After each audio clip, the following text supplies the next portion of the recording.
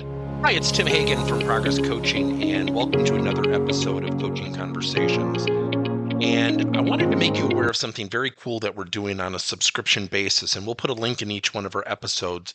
But every Wednesday, we're going to be doing what we call an audio podcast workshop. That workshop will be roughly about 14 to maybe 20 minutes per episode, with each month having a theme from a coaching model, using feedback strategically, to coaching self-awareness, and so on.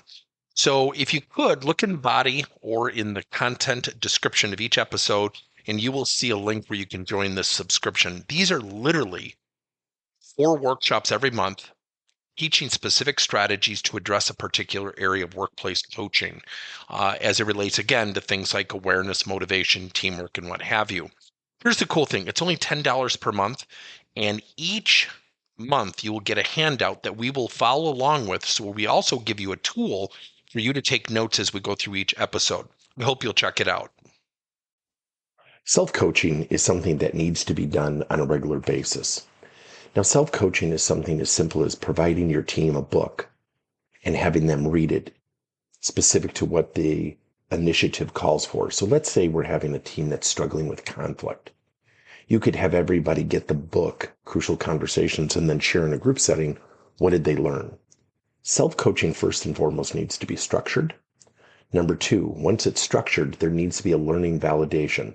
Not a big brother's watching, but rather a learning validation. Learning validation is things like questions, or maybe an assessment, or a journal where they share at the end of the month. The key is to ask questions after the action or learning has been prescribed. So it's really incumbent upon training and learning and development departments along with leaders.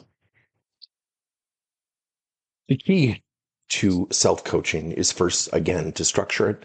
Number 2, to provide learning validation.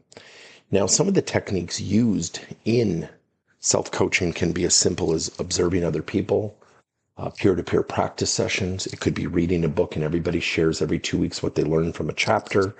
It could be assigning product experts where they have to teach something about a product every 2 weeks. The key is to give the assignment, to structure the assignment, but then also to validate the learning by questions or actions that have to demonstrate that learning has actually transferred. If you're intrigued by this, self-coaching is a great supplement, a phenomenal supplement. Now at Progress Coaching, we teach something called supplemental coaching, where we supplement direct coaching. Direct coaching is where the leader's coaching his or her team, or an individual. The key to supplemental coaching is to supplement what's already being done.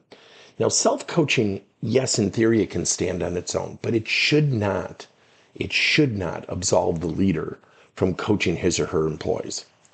Now, if a leader has 10 employees, one of the keys could be to maybe coach 2 or 3 people one-on-one, coach the group on a collective area where everybody has an opportunity to improve.